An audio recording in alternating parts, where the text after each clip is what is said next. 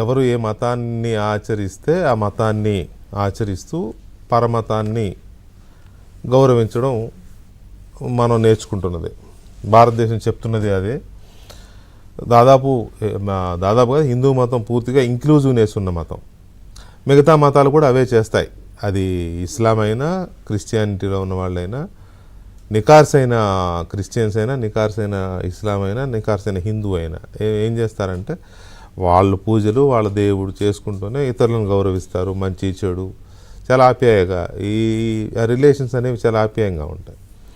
నటనలు లేకపోతే పైకి ఒకలాగా లోపల ఒకలాగా ఉండడం, లేకపోతే స్వార్థ ప్రయోజనాల కోసం పై మెరుగులు ఇవి ఉండవు. కానీ గడిచిన 2 రోజులుగా ఊదరగొట్టేస్తుంది వైసీపీ సోషల్ మీడియా. భయంకరంగా ఊదరగొట్టేస్తుంది. ఆ విజువల్స్ వేసేయండి, అది తీసేసి ఎట్లా ఊదరగొట్టేస్తున్నారంటే అసలు నాకు ఆశ్చర్యం వేస్తుంది అవన్నీ చూస్తే. ఇవి స్క్రీన్ మీద కూడా చూపిస్తారు, మా వాళ్ళు చూడవచ్చు మీరు. హిందూ ధర్మ పరిరక్షకుడు వైఎస్ జగన్. హిందూ ధర్మ పరిరక్షకుడు వైఎస్ జగన్ బ్రహ్మోత్సవాల్లో అతి ముఖ్యమైన గరుడ సేవకు భక్తులందరూ వచ్చి దర్శించుకోలేరనే ఉద్దేశంతో వైఎస్ఆర్సీపీ ప్రభుత్వం ప్రతి పౌర్ణమికి పున్నమి గరుడ సేవ వచ్చేలా ఏర్పాటు చేసిందంట.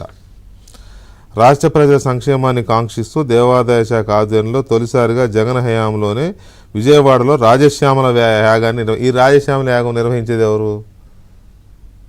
ఆయన సర్వం దోచిపెట్టిన ఆయన, ఒక రకంగా ఆయన బినామీ. ఆయనతో చేయించి ఈయనేదో హిందూ మతం కోసం చేశానని చెప్తాడు ఆయన.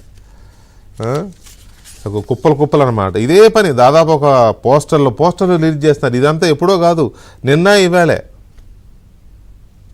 ఇవాళ వైఎస్ఆర్ కాంగ్రెస్ పార్టీ అఫీషియల్, మీరు చూడొచ్చు పైన, వైఎస్ఆర్ కాంగ్రెస్ పార్టీ అఫీషియల్ మీడియాలో 2014-19 మధ్య చంద్రబాబు హయాంలో దూపదీప నైవేద్య పథకాన్ని 1600 ఆలయాలకు పరిమితం చేస్తే జగన్మోహన్ రెడ్డి వచ్చినాక 5350 ఆలయాల్లో అమలయ్యేలాగా చర్యలు తీసుకుందంట. ఇంకోటి హిందూ ధర్మ పరిరక్షకుడు, అన్నిటికీ క్యాప్షన్ ఇదే, హిందూ ధర్మ పరిరక్షకుడు వైఎస్ జగన్.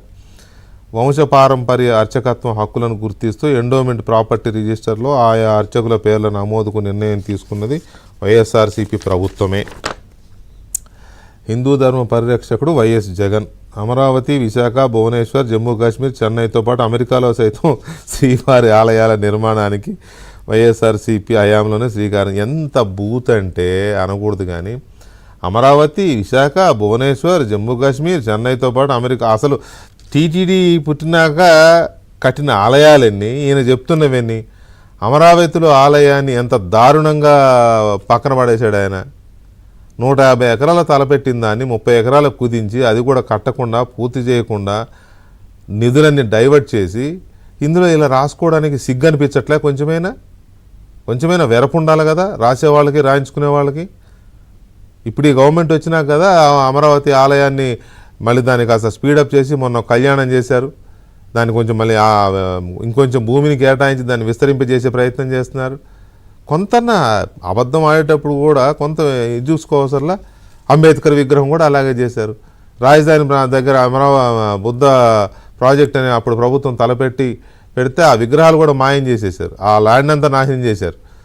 తీసుకొచ్చి ఇక్కడ విజయవాడ నడిబొడ్డును కడుతున్నామని చెప్పి ఇక్కడ కట్టారు. ఇక్కడ ఎందుకు కట్టారో, అక్కడ ఎందుకు చెడగొట్టారో తెలియదు. విగ్రహాలు ఎత్తుకుపోయారు, కొన్ని విగ్రహాలు విరగొట్టారు, అంబేద్కర్ గారి విగ్రహాలను. హిందూ ధర్మ పరిరక్షకుడు వైఎస్ జగన్.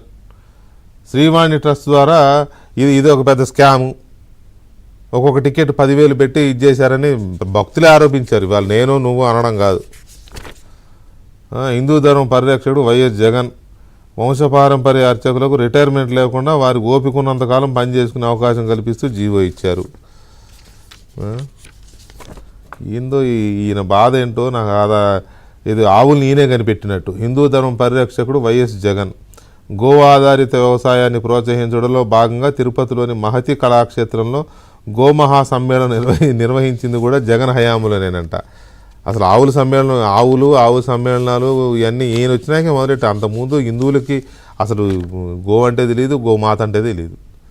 ఆ 5 ఏళ్లలోనే అని చేసింది. ఇది మరీ విచిత్రం. హిందూ ధర్మం పరిరక్షకుడు వైఎస్ జగన్.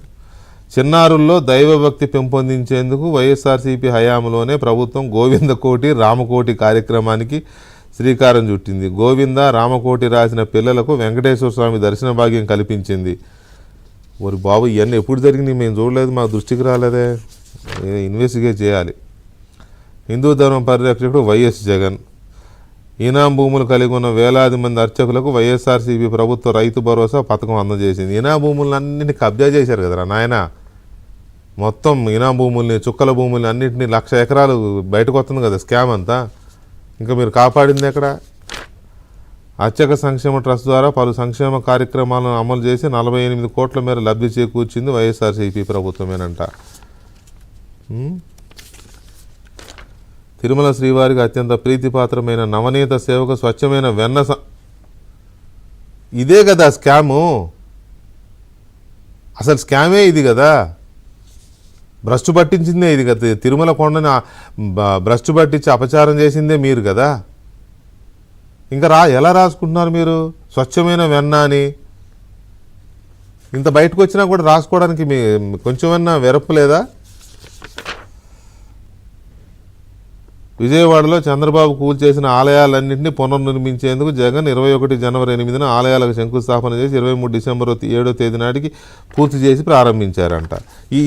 ఇంతకంటే దౌర్భాగ్యము, ఇంతకంటే బూతు ఇంకొకటి ఉండదు.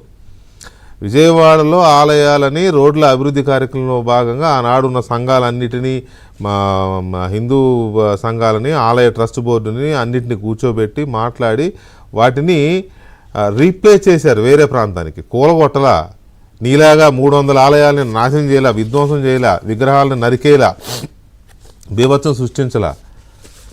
దానికి పోలికేంటి అసలు? నక్కకు నాగలోకానికి ఉన్నంత ఉంది. ఆస్మాన్ జమీన్ అంటాం తెలంగాణలో, ఆకాశానికి భూమికి ఉన్నంత తేడా ఉంది. ఎలా చెప్పుకుంటారు? అసలు నాకు అర్థం కాదు ఏంటంటే, ఈ 2 రోజులుగా, ఈ 48 గంటలుగా ఈ ఊదరగొట్టే ఉద్యమం ఎందుకు మొదలెట్టారు? ఇది చాలా ఆశ్చర్యకరమైనది, ఆసక్తికరమైనది. ఎవరిని తప్పుదో పట్టించడానికి, ఏ అంశాన్ని డైవర్ట్ చేయడానికి, ఎవరి మెప్పు కోసం ఈ కొత్త పన్నాగం, ఈ కొత్త దేవుడు ఎందుకు పుట్టుకొచ్చాడు ఇప్పుడు సడన్గా? మొత్తం ఆయన బైబిల్ పట్టుకున్న ఫోటోలు ఎక్కడా లేవు. అంతకుముందు ఎక్కడ చూసినా అవే ఉండేవి. తప్పులేదు, బైబిల్ పట్టుకుంటే తప్పులేదు. ఎందుకంటే వాళ్ళ తాతల కాడ నుంచి క్రిస్టియన్స్ ప్రాక్టీస్ చేస్తారు. ఇప్పటికీ క్రిస్మస్ పండుగ వచ్చినా ఇంకోటి వచ్చినా చర్చిలకు వెళ్తారు. తప్పే ఉంది, దాన్ని తప్పడాల్సిన అవసరం ఏముంది? కానీ ఈ ఫోటోలన్నీ నామాలు, బోట్లు, తలపాగా అంటాను, దాన్ని ఏదో అంటారు అనుకుంటా. సో మొత్తం ఇదే. ఇంత మోసం ఎందుకు చేస్తున్నారు? ఇదంతా మోసం చేసే బదులు నేను క్రిస్టియానిటీ వదిలేశానండి, నేను హిందూనిగా మారిపోయానండి పూర్తిగా, ఒక్క ప్రకటన ఇవ్వండి, ఒక్క పోస్ట్ పెట్టండి, సరిపోద్ది. అంటే ఇది కరెక్ట్గా అంటే నేను చిన్నప్పటి నుంచి నాకు చాలా ఫ్రెండ్స్ ఉన్నారు. ఏ ఊర్లో అయినా హిందువులు ఉంటారు, క్రిస్టియన్స్ ఉంటారు, ముస్లిమ్స్ ఉంటారు, అందరూ ఉంటారు కదా. క్రిస్టియన్స్ ప్రసాదం తీసుకోరు, నాకు తెలిసిన క్రిస్టియన్స్. మరి అందులో కూడా చాలా రకాల ఇవి ఉంటాయి, అందరి విషయం నాకు తెలియదు. కానీ మా ఊర్లో ఒక చర్చ్ ఉండేది, వాళ్ళు నా క్లాస్మేటే, వాళ్ళ ఫాదర్ గారి అబ్బాయి నా క్లాస్మేటే. ఎప్పుడైనా వాళ్ళ ఇంటికి వెళ్తే ఏదో పెట్టేవాళ్ళు, మేము తినేవాళ్ళం. కానీ మా ఇంట్లో వాళ్ళు ఎవరైనా తిరుపతి తిన్నప్పుడు లడ్డూనో తీసుకొస్తే అయితే పెడితే తినేవాళ్ళు కాదు. కాశీదారం పిల్లలకి పాపం ప్యాషన్తో మాలాగా కట్టుకోవాలని వాళ్ళకున్న వాళ్ళ ఇంట్లో వాళ్ళు వద్దనేవాళ్ళు. ప్రసాదం తీసుకోరు, బొట్టు పెట్టుకోరు, మంగళసూత్రాలు ఉండవు. ఎందుకంటే అది ఆ మతంలో ఉన్న ఆచారం. అది మనం దాన్ని డిస్ప్యూట్ చేయాల్సిన అవసరమే లేదు. ఇప్పుడు ఈయనేమో నామాలు పెట్టు తిరుగుతున్నాడు. ఈ నామాలు మరి ఎవరికి పంగనామాలు పెట్టడానికో నాకు అర్థం కావట్లా. ఈ పోస్టర్లు ఎందుకు వదులుతున్నారు? ఇదే పని మీద ఉంది పార్టీ అఫీషియల్ సోషల్ మీడియా. గడిచిన 2.5 రోజులుగా ఇదే పని మీద ఉన్నది. ఎందుకు చేస్తున్నారు అనేది ఒక కీలకమైన ప్రశ్న. ఇక ఆయన చెప్పేది అసలు హిందూ ధర్మ పరిరక్షకుడు రామానుజాచార్య రేంజ్లో చెప్పుకుంటున్నాడు ఆయన. అసలు మత మార్పిడులు ఎప్పుడు జరిగాయి? ఒరిజినల్ నిజంగా క్రిస్టియన్స్ కూడా ఏనాడు అట్లా చేయలే. మిషనరీ సంస్థలు కూడా ఆ రేంజ్లో మత మార్పిడులు చేయలే. ఇష్టం ఉన్నవాళ్ళు వెళ్ళేవాళ్ళు, చేసుకునేవాళ్ళు, వాళ్ళ ఇష్టం అది. నువ్వు పనిగట్టుకుని దాని ఒక ఉద్యమంలాగా చేసి మత మార్పిడి చేయించావు. స్విమ్మింగ్ పూల్లో కూడా బాప్టిజం ఇప్పించిన మగాడు ఎవడన్నా ఉన్నాడు ఈ ప్రపంచంలో? స్విమ్మింగ్ పూల్స్లో గ్రామ సచివాలయాల్ని లేకపోతే ప్రభుత్వ కార్యాలయాల్ని సువార్త కూటములు పెట్టించావు ప్రభుత్వ కార్యాలయాల్లో. ఇదేనా హిందూ ధర్మ పరిరక్షకుండా అని? అదేదో సినిమాలో యముండా అని చెప్పుకుంటున్నావు, హిందూ ధర్మ పరిరక్షకుండా అని. ఒకటా రెండా? తిరుమల కొండ మీద చేసిన అపచారాలు ఎన్ని? ఇప్పుడు వెన్న, స్వచ్ఛమైన వెన్న అంటున్నావు. సాక్షాత్తు తిరుపతి లడ్డూనే భ్రష్టు పట్టించారు కదయ్యా. అన్యమత ప్రచారం ఎంతమందిని పట్టుకుని అక్కడ భక్తులు కిందకు పంపించారు. టీటీడీలో ఉద్యోగులు వేరే వాళ్ళు ఉండకూడదని తెలుసు కదా. అక్కడ ఎంతమంది అన్యమతాలకు సంబంధించిన ఉద్యోగులు పెట్టించావు. అదేమంటే సెక్యులర్ కంట్రీలో నేను వెళ్ళి ఇది ఇవ్వాలా అంటావు. అక్కడ డిక్లరేషన్ ఇవ్వాలి. ఎవరైనా ఏ మతం వాళ్ళైనా అక్కడికి వస్తే డిక్లరేషన్ ఇవ్వాలి. నేను ఫలానా మతానికి చెందిన వాడిని, ఇక్కడున్న దేవుడి మీద నమ్మకంతో చూడడానికి వచ్చాను, దర్శించుకోవడానికి వచ్చాను, డిక్లరేషన్ ఇవ్వాలి. అది ఇవ్వమంటే ఇవ్వాల, ఏనాడు ఇవ్వలేము. అదేమంటే ముఖ్యమంత్రి హోదాలో నీకున్న అధికార బలంతో అందరినీ బెదిరించి డిక్లరేషన్స్ ఇవ్వకుండా వెళ్ళిపోయావు. ఒకనొక సందర్భంలో మీడియా వాళ్ళు అడిగితే ఇది సెక్యులర్ కంట్రీ అంటారు, సెక్యులర్ కంట్రీలో ఈ డిక్లరేషన్ ఏంటి అన్నావు. సెక్యులర్ కంట్రీ టెంపుల్స్లో ఉండదు, టెంపుల్ రిలీజియస్ ప్లేసే కాబట్టి అది ఆ మతానికి చెందిన దేవాలయం, ఆ మతానికి చెందిన చర్చ్, ఆ మతానికి చెందిన మసీద్. అవి రిలీజియస్ సెంటర్లు, అవేమీ సెక్యులర్ ప్లేసెస్ కావవి. ఈ దేశం సెక్యులర్ దేశం. నీ ఇష్టం వచ్చిన మతాన్ని ఆచరించు, మిగతా మతాల వాళ్ళు నిన్ను గౌరవిస్తారు, నువ్వు కూడా అదే తరహాలో గౌరవించు. That is secularism. అంతేగాని టెంపుల్లో కూడా secularism, commerce coming, goers going అట్లా ఉండదు. మినిమం మిడిమిడి జ్ఞానంతో మాట్లాడారా ఏంటి నాకు అర్థం కాని పరిస్థితి. ఇక హిందూ ధర్మ పరిరక్షకుండా ఏంటి? ధర్మ పరిరక్షకుండా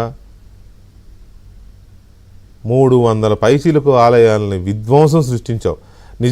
నైజాం ప్రాంతంలో రజాకార్ల హయాంలోనే జరిగింది అంతటి విధ్వంసం, మళ్ళీ నీ హయాంలోనే జరిగింది అంతటి విధ్వంసం. హిందూ ధర్మానికి, హిందూ ఆలయాలకి, హిందూ దేవుళ్ళ విగ్రహాలకి ఎంతటి బీభత్సం. సాక్షాత్తు రామతీర్థాల్లో శ్రీరాముల వారి విగ్రహం యొక్క తలని నరుకుపోయారు. కనీసం నోరు విప్పి మాట్లాడేవా? అయ్యో ఇది అపచారం, ఏ మతం వాళ్ళైనా, పైగా నేను ముఖ్యమంత్రి, నా హయాంలో జరగడానికి నేను సిగ్గుపడుతున్నా, నన్ను క్షమించండి అని ఒక్క రోజైనా ఒక మాట మాట్లాడావా? టెంపుల్స్ గురించి ఒక మాట మాట్లాడి చివరికి నువ్వు తేల్చింది ఏంటయ్యా అంటే ఎవడో మతి భ్రమించిన వాడు చేస్తున్నాడు ఈ పనులని తేల్చావు. హిందువులు పడుతున్న బాధకి నువ్వు ఇచ్చిన ఓదార్పు అది? నీ ఓదార్పు యాత్ర అదేనా?